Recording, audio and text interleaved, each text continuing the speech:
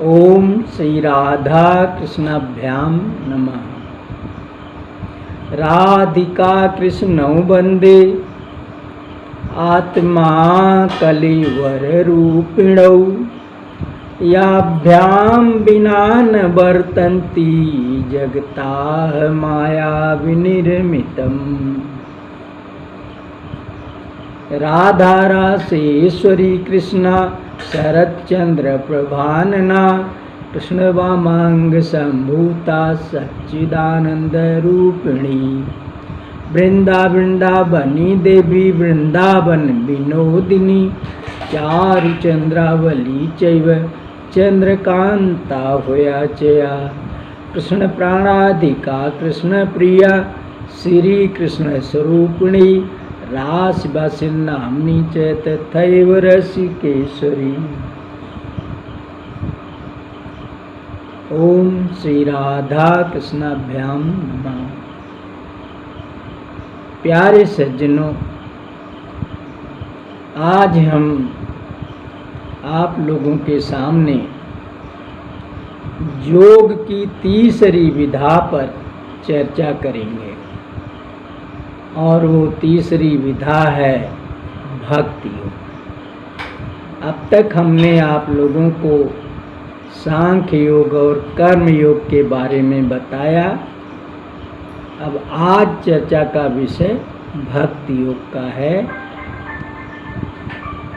ये तीसरी विधा है भगवान से जीवात्मा को जोड़ने की, उनसे योग कराने की। क्योंकि इसके साथ योग अगर लगा है तो इसका मतलब है कि भगवान से मिलाने वाली साधना है। भक्ति योग में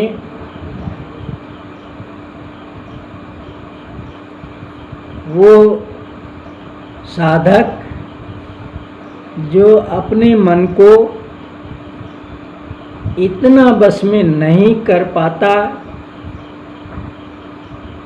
कि वो अपने सुकर्मों में कर्तापन का त्याग कर सके, अथवा वो अपने सुकर्मों में आसक्त न हो, तो वह व्यक्ति भगवान से आखिर कैसे मिलेगा, उसकी जीवात्मा परमात्मा से कैसे योग करेगी, उसके लिए ये तीसरा योग है। इसमें मन को इतनी साधना, क्लिष्ट साधना न करके भगवान से प्रेम करने को कहा जाता है। भगवान के स्वरूप को का ध्यान करना, उनके गुणों और उनके नाम का चिंतन करना, जाप करना और उनके किसी अवतार में उनके रूप की मूर्ति बना के पूजा करना, ये तो सगुण उपासना हुई। और नहीं तो ध्यान में जो निराकार उपासना है वो ध्यान में की जाती है, वो एक तरीके से योग साधना जैसी क्लिष्ट है। तो भक्ति में वैसे तो 9 प्रकार की भक्ति बताई गई है। यूँ कहिए कि वो 9 प्रकार नहीं होती, वो भक्ति के 9 स्टेज होते हैं, सीढ़ी होती है। उन सीढ़ियों पे चढ़ते हुए आदमी भक्ति की चरम सीमा पर पहुंच जाता है, पूर्ण भक्त हो जाता है। क्योंकि इसमें भी अपने मन को इधर उधर भागने के बजाय भगवान के श्री चरणों में निरत करना पड़ता है। इसमें भी अपनी इच्छाओं का त्याग करना पड़ता है, पर उतना अधिक नहीं। हम जो है वो भगवान से वैसे भी 4 प्रकार से इच्छा रखते हैं, इसीलिए 4 प्रकार के भक्त कहे गए। वो आर्त, अर्थार्थी, जिज्ञासु और एक चौथा कौन है वो भी। तो 4 प्रकार के भक्त कहे गए हैं। अर्थार्थी का मतलब कि किन्हीं कामनाओं की पूर्ति के लिए भगवान की भक्ति करना।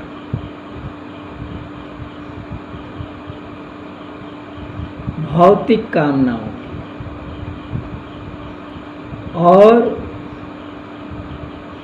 दूसरा जो है आर्त भक्त, वो किसी विपत्ति में पड़ा रहता है, दुख में होता है, तो अपने उस दुख के निवारण के लिए, अपनी विपत्ति को टालने के लिए भगवान की शरण में जाता है, उन्हें मनाता है, उनकी भक्ति करता है, तो वो आर्त भक्त कहा जाता है।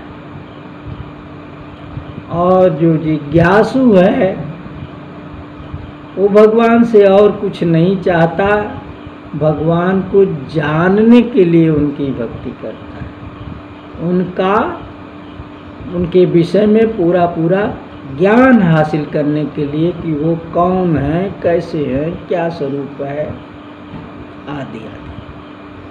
तो चौथा प्रकार का जो भक्त है उसके तो हम भूल रहे हैं इस समय नाम।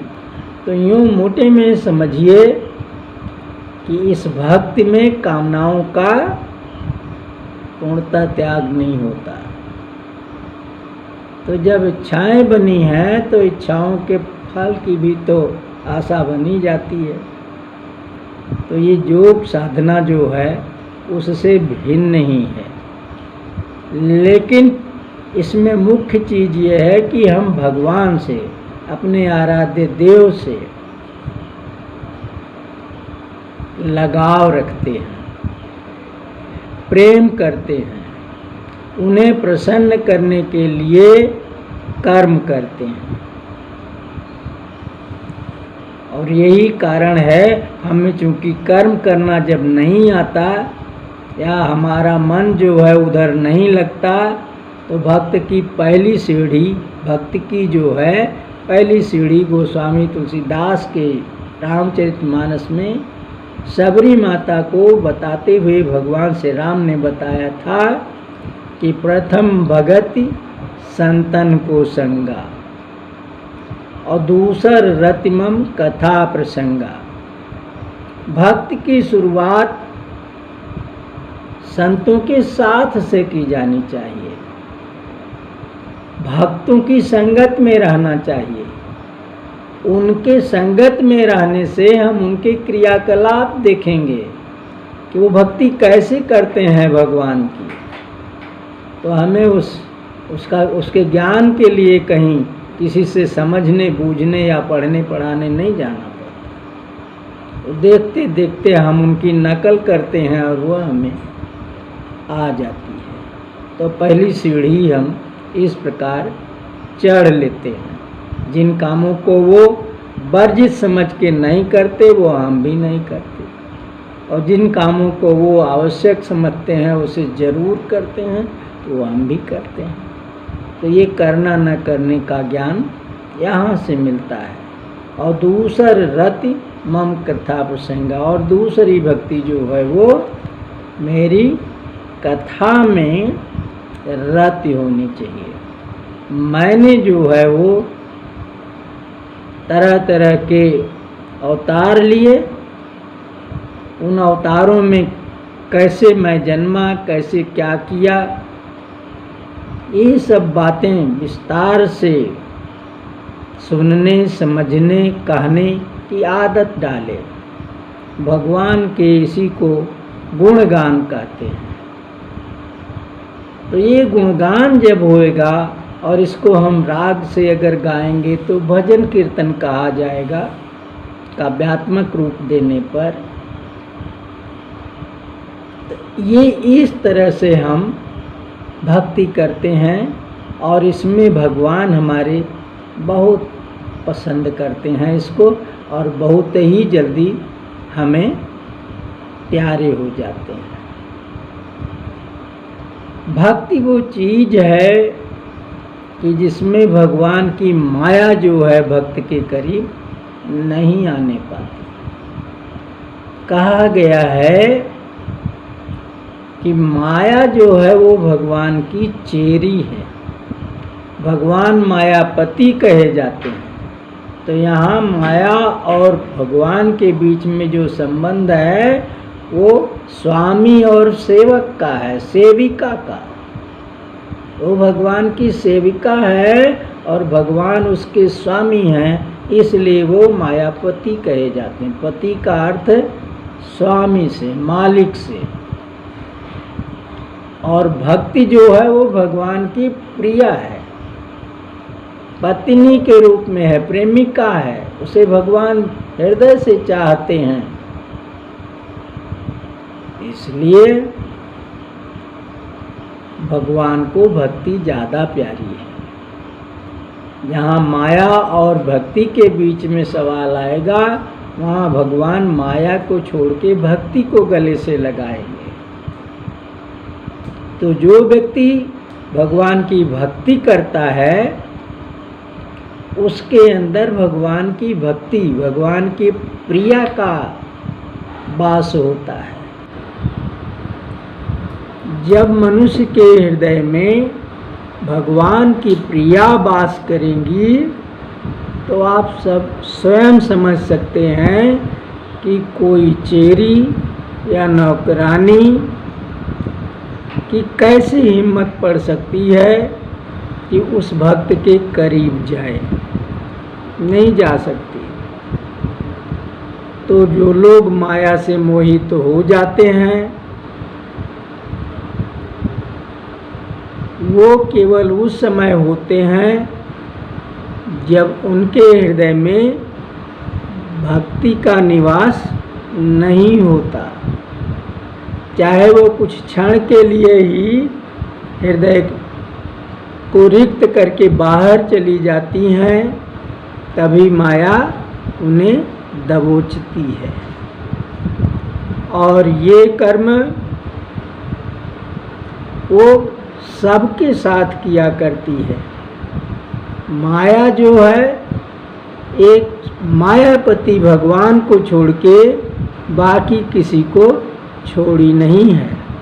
इसीलिए संत कबीर दास ने कहा कि रमैया की दुल्हन लूटे बाजार, सुरपुर लूटा नागपुर लूटा और तीनों लोक मचा हाहाकार। ब्रह्मा को लूटा, शंकर को लूटा, नारद मुनि के परी पछाड़, रमैया के दुल्हन लूटे बाजार। तो और भी है ये पद। तो यूँ उन्होंने गिनाया कि छोटे मोटे ऋषियों मुनियों तक को छोड़ करके जो देवाधिदेव कहे जाते हैं भगवान शंकर, उन तक को जो है वो माया ने दबोच लिया। जबकि वो भगवान के भक्तों में सर्वश्रेष्ठ हैं। भगवान उन्हें प्रसन्न होकर के अपने समान बना दिए, अपने बराबर आयु, अपने बराबर तेज, अपने बराबर जो है वो अन्य शक्तियाँ उन्होंने उन्हें दे रखी है। और वही भगवान शिव माया के चंगुल में फंस गए। कैसे फंस गए? जब उन्होंने भगवान के विश्व रूप मोहिनी रूप को देख करके अपने अंदर अभिमान को धारण कर लिया। यूं कहिए कि पहले उनके अंदर अभिमान आ गया कि मैंने तो कामदेव को भस्म कर दिया, वो मेरा क्या बिगाड़ सकता है, और बाद में उसे मैंने कृपा करके अनंग बना दिया। तो उसकी मजाल क्या है कि मेरे ऊपर अपना कुप्रभाव डाल सके। इस अभिमान में जब वो आ गए तो उनका हृदय कुछ समय के लिए भक्ति से रिक्त हो गया, और तभी माया ने उन्हें दबोच लिया। भगवान शिव के अभिमानपूर्ण बात को सुन करके जब भगवान श्री हरि ने विश्व मोहिनी रूप का पुनर्दर्शन कराया उन्हें, तो वो उसे देखते ही इतना ज़्यादा कामासक्त हो गए, इतना ज़्यादा कामातुर हो गए कि अपनी बगल में अपनी प्रिया माता पार्वती के रहते हुए भी उनके सामने ही उस विश्व मोहिनी को अपनी बाहों में भरने के लिए दौड़ पड़े। और दौड़ ही नहीं पड़े, जैसा कि एक कामातुर मनुष्य लाज हया छोड़ करके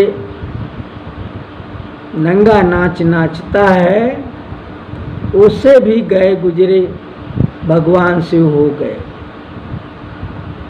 उनका बाघंबर छूट के गिर गया और वो नंग धड़ंग उस विश्व मोहिनी को पकड़ने के लिए दौड़ते रहे। भगवान भी उनके हृदय से घमंड को खत्म करने के लिए सभी लोगों में दौड़ाया, ताकि सब लोग देख लें, सारे देवता दानव सब देख लें कि अरे ये वही भगवान शिव हैं जो कामदेव को कभी भस्म कर दिए थे और आज इतना ज़्यादा कामातुर हैं कि जिसका कोई कहना नहीं।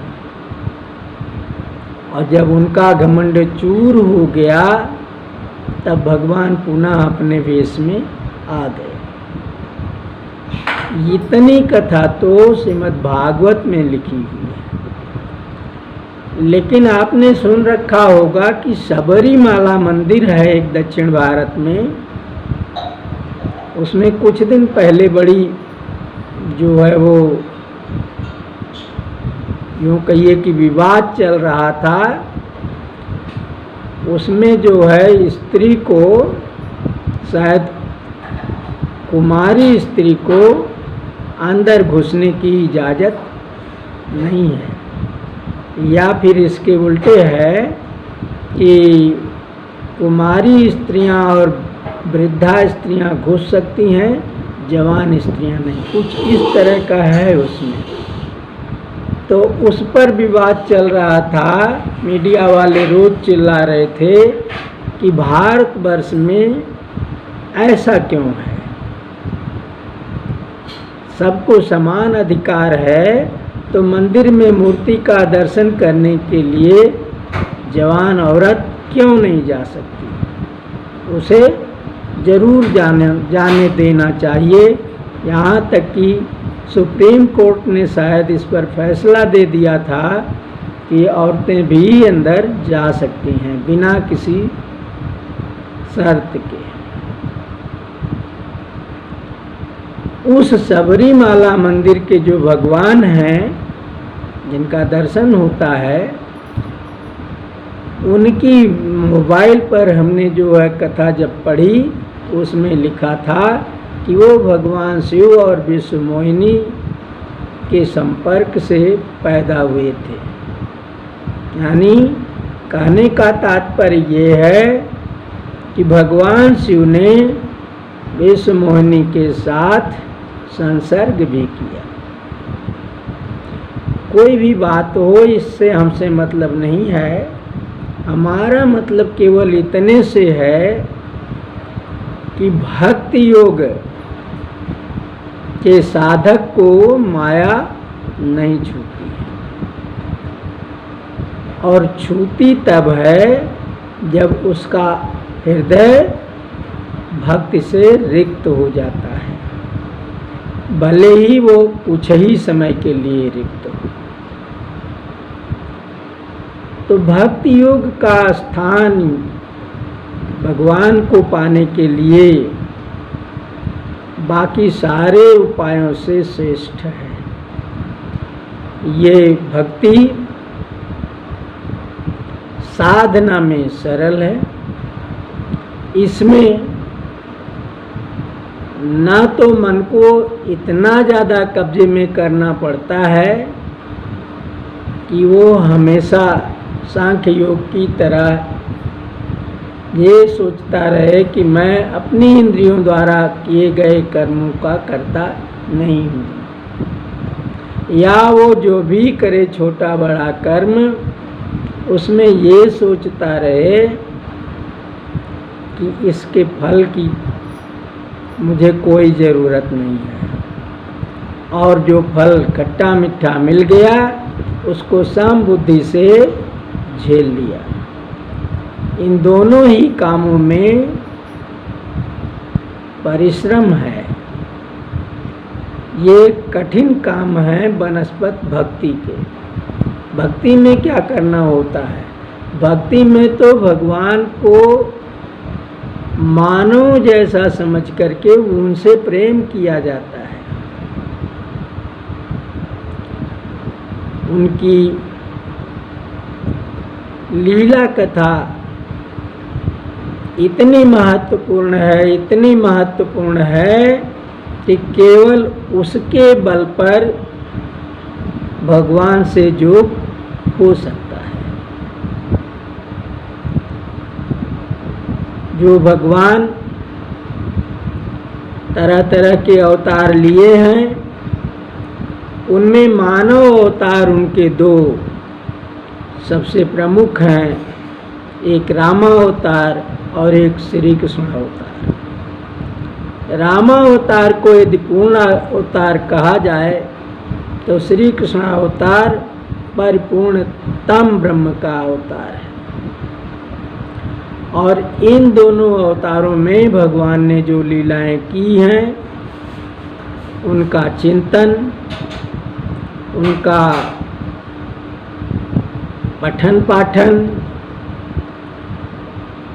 उनका श्रवण, उनका कीर्तन, मात्र इतने से जीवात्मा का परमात्मा से योग हो सकता है। देखिए ना, उदाहरण के लिए राजा परीक्षित की कथा प्रसिद्ध है। 7 दिन का जब समय उनके पास रह गया मरने के लिए, तो उन्होंने श्रीमद् भागवत कथा सुखदेव जी के मुँह से सुनी थी, और उस कथा को ध्यानपूर्वक सुनने का ये फल हुआ कि उन्हें मौत के सिर पे पैर रख करके सीधा गोलोक धाम जाने का अवसर प्राप्त हो गया। वो भगवान श्री कृष्ण के प्रिय तो पहले ही से थे, भगवान ने उनकी गर्भ में ही रक्षा की थी, और वो स्मृति राजा परीक्षित को भूली नहीं थी। बाहर आने के बाद अपने मरने तक वो भगवान श्री कृष्ण का एहसान मंद थे, और उनको उनकी प्यारी वही मूर्ति जो उन्होंने गर्भ में देखा था उसे बार बार देखने की उनकी इच्छा हुआ करती थी, लालायित रहते थे। और जब तक भगवान श्री कृष्ण धरती पर रहे आते जाते रहे इंद्रप्रस्थ या हस्तिनापुर, तब तक राजा परीक्षित ने उनका दर्शन, उनकी सेवा सब किया था। तो भक्त तो वो पहले ही से अनन्य भक्त थे भगवान के, लेकिन जब उन्हें श्राप मिल गया तो उन्होंने उनकी भक्ति का केवल कथा, लीला कथा का आश्रय लिया और वो इस तरह से भगवान से बहुत अच्छा योग कर लिए। भक्ति के वैसे तो कई प्रकार बताए गए हैं, 9 प्रकार, लेकिन वो प्रकार नहीं है, वो भक्ति की सीढ़ियाँ हैं। जैसे किसी स्थान पर पहुँचने के लिए ऊंचाई पर सीढ़ियाँ होती हैं, उसके डंडे होते हैं, उसी प्रकार से भक्ति के भी कई स्टेज होते हैं, डंडे होते हैं, और एक एक डंडा करके अंतिम डंडा तक लोग चढ़ते हैं। और जो नहीं चढ़ पाए उन 9 में से 1-2 डंडा चढ़े, वो भी अपने लक्ष्य को प्राप्त कर लेते हैं। भगवान श्री राम ने अपने मुख से शबरी माता को ये 9 प्रकार की भक्ति या भक्ति के 9 डंडों को बखाना था। तुलसीदास जी की लाइन में है कि प्रथम भगति संतन को संगा और दूसर रतिमम कथा प्रसंगा। देख लीजिए, संतों की संगति पहला डंडा है। जो संतों की संगत नहीं करेगा उसे भक्त होने में दिक्कत आएगी, क्योंकि भक्तों के अपने कुछ सिद्धांत हैं। उस सिद्धांत पर चल के वे भगवान को मतलब उनसे नाता जोड़ते हैं, प्रेम करते हैं। तो उन जो है दैनिक क्रियाओं को आदमी कहाँ से सीखता है? जब भक्तों की संगत में रहेगा तो वो क्या करते हैं, कैसे उठते हैं, कैसे बैठते हैं, कैसे पूजा करते हैं, कैसे भजन करते हैं, कैसे कथा सुनते हैं या सुनाते हैं, ये सब बातें प्रैक्टिकल वो सीखता है और उनका अनुकरण करते करते उन्हीं जैसा हो जाता है। तो ये पहला ही डंडा जो है बहुत महत्वपूर्ण है, और जो संतों की संगत नहीं किया उसे भक्त होने में थोड़ी दिक्कत होगी। मन को भगवान में उतना दृढ़ लगाना मुश्किल होएगा। और दूसरा डंडा भगवान ने बताया, दूसर रति मम कथा प्रसंगा, मेरे कथा प्रसंगों में रति रखना, लगाव रखना, प्रीति रखना। यानी हमारी लीला गाथा जो है, कथाएं जो हैं, उसमें बड़ी लगन हो, बड़े चाव से उसे जानने की जिज्ञासा हो, उसे सुने, उसे कहे, जहाँ कहीं भी हो उसमें शामिल हो। ये जो है वो दूसरा डंडा है। और ऐसे ऐसे 9 डंडे हैं, मौके पर हमको सब याद नहीं हैं। तो जो ये कहा गया है कि जो 9 डंडे ना चढ़ पाए, एक ही 2 डंडा चढ़ ले, फिर भी वो पूर्ण भक्ति का लाभ पाता है, तो ये तो सिद्ध है। देखिए ना, भक्तों की संगत तो ऐसी होती है, पहला ही डंडा ऐसा होता है कि जो आदमी का उद्धार कर देता है। महादेव ऋषि नारद को उनके पिताजी ने श्राप दे दिया था कि तुम शूद्र योनि में जन्म लो, क्योंकि वो अपने पिता की अवहेलना कर गए थे। तो नारद जी जो है उनका वो शरीर छूट गया, देवर्षि का, और वो जो है एक शूद्र के घर में जन्म लिए। और उनकी माता जो है वो शूद्रानी एक राजा के यहाँ झाड़ू पोछा चौका टहल करती थी। लड़के को ज़्यादा सयान न समझ के वो अपने साथ वहाँ ले जाती थी, और काम धाम जब पूरा हो जाता था तो फिर साथ साथ वापस आ जाती थी। एक वर्ष जो है उस राजा के यहाँ सनकादि चारों भाई, सनक, सनंतन, सनातन, सनत कुमार, ये चारों श्रेष्ठ संत जो हैं वो चौमासा रुके बरसात के दिनों में। बरसात के दिनों में ऋषि मुनि जंगल से अपना आश्रम छोड़ करके किसी गृहस्थ के यहाँ रुका करते थे। उसे चौमासा कहते थे। 4 महीना रुकते थे। वो राजा उनकी सेवा करता था तरह तरह से, और अंत में 4 महीना बीतने के बाद उससे प्रसन्न होके वो ऋषि जो है उसको कुछ आशीर्वाद दे के फिर अपने आश्रम पे चले जाते थे। वो ऋषि जो अखंड तपस्या नहीं कर रहे होते, उनकी बात है।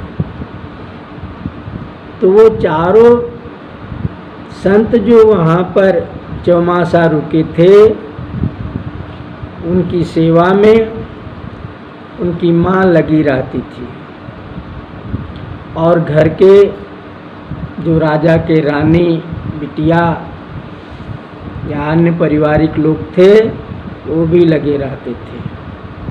जो काम उनका होता था वो करते थे, जो काम इनका होता था शूद्रानी का, नौकरानी का, वो ये करते थे। और भोजन वोजन करने के बाद, ऋषियों के भोजन के बाद जो रसोइया में बच जाता था उसे राजा का परिवार और ये नौकरानी और उसका बेटा सब खा लेते थे।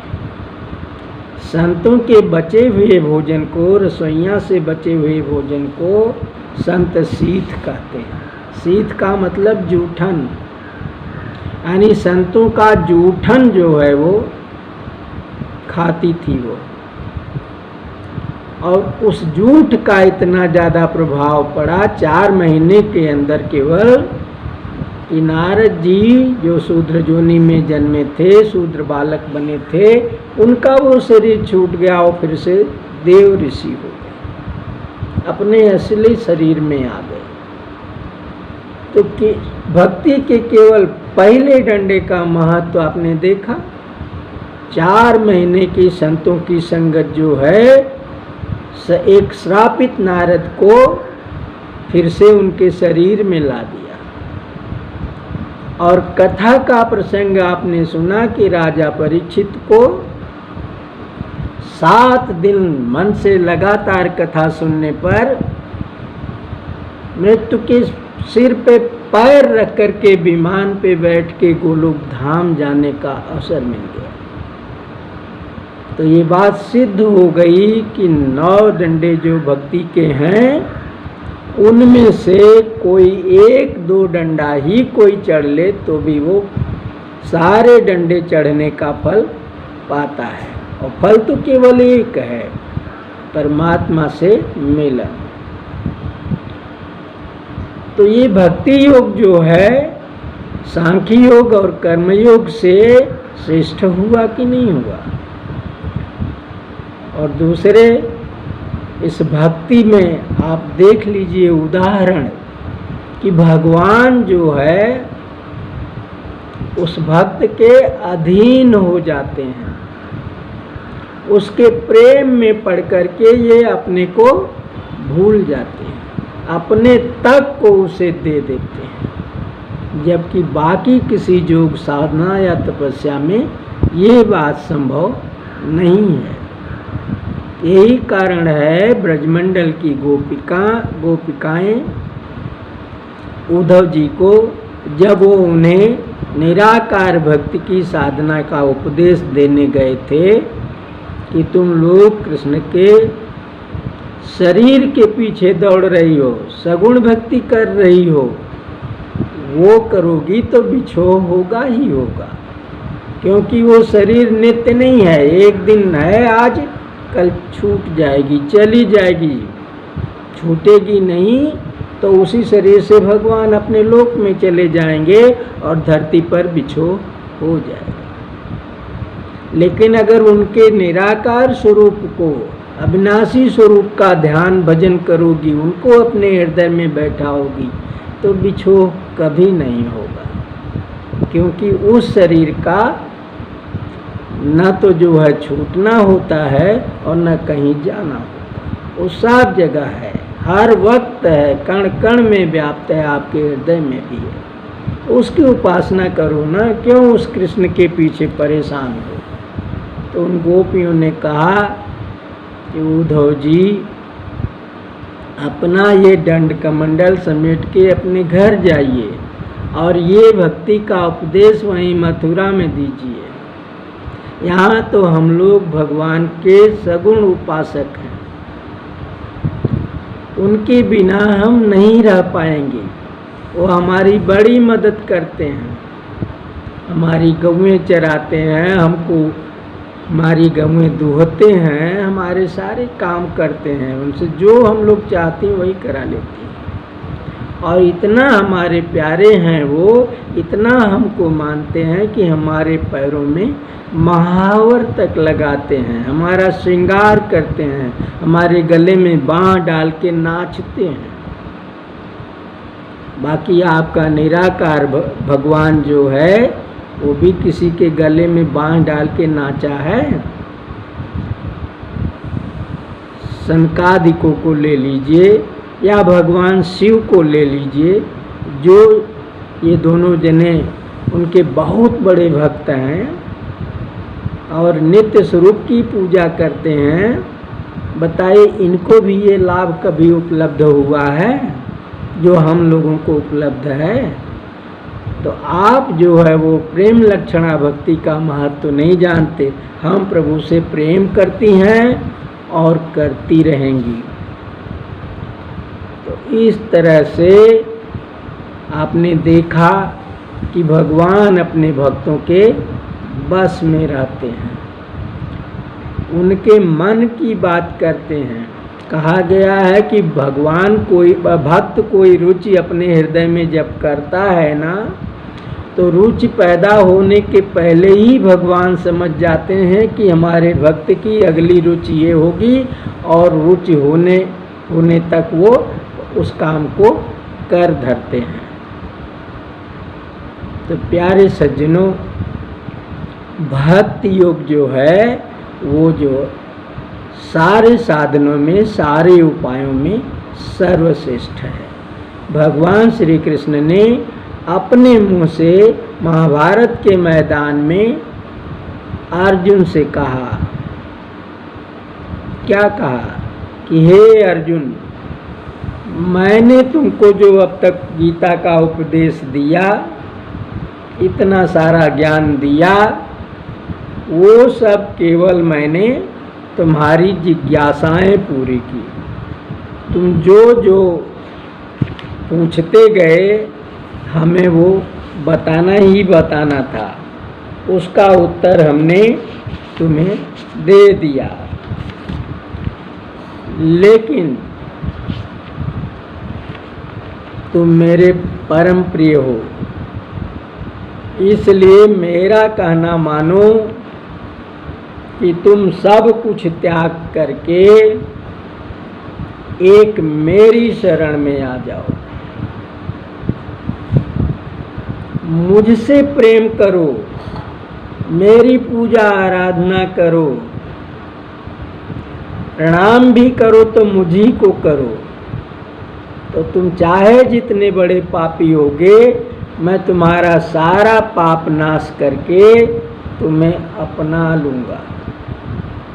देखिए, गीता का श्लोक है कि मन मना भव मद्भक्ता मद्याजी माम नमस्कुरु मामे वैश्यस्य सत्यम ते प्रतिजाने प्रतियोषि में।